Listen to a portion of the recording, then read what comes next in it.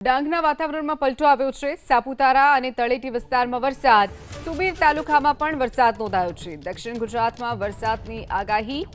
ડાંગમાં વાતાવરણમાં એકાએક પલટો આવ્યો છે। વહેલી સવારથી જ વાદળછાયું વાતાવરણ હતું, તેની વચ્ચે સાપુતારા અને તળેટી વિસ્તારમાં વરસાદ વરસ્યો છે, તો સાથે જ ડાંગનું સુબીર ત્યાં પણ વરસાદ વરસ્યો છે।